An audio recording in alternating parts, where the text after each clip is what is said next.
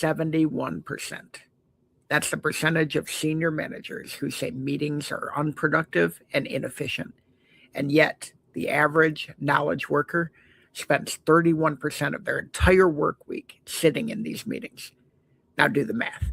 That is a self-inflicted wound at industrial scale. Hello, my name is Todd Hagopian, the original Stagnation Assassin, author of The Unfair Advantage and author of Stagnation Assassin, both available on Amazon. Today's stat, 71% of executives call their own meetings unproductive. And then they keep scheduling them.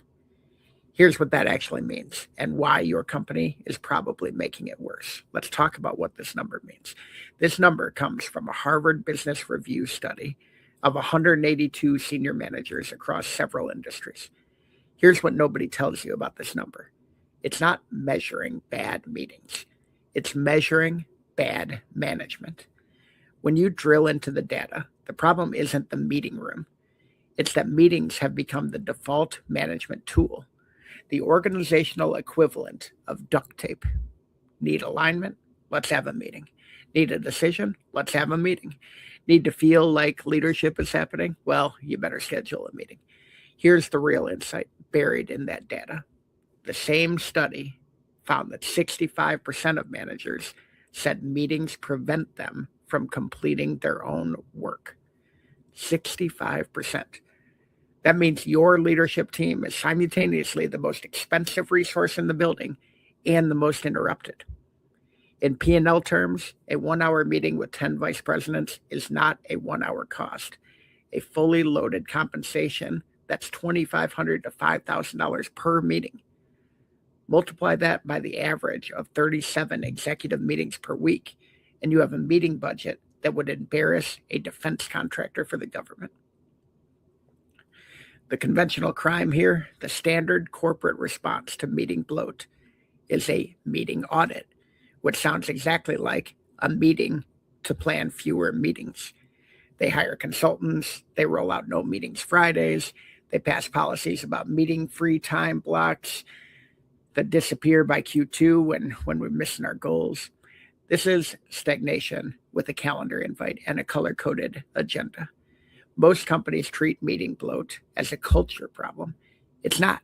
It's a math problem, and it's being solved with philosophy instead of arithmetic. The stagnation assassin response here, here's what the operator who has actually solved the problem does differently. They apply the 80-20 matrix ruthlessly to meeting architecture. 80% of meeting value comes from 20% of the meetings. 80% of every meeting comes from 20% of that meeting. Your job is to find the 20% and eliminate everything else. Eliminate the meetings, make them shorter, invite less people. One move you can make today, pull last month's recurring meetings. For each one, answer a single question. What decision did this meeting produce in the last 90 days?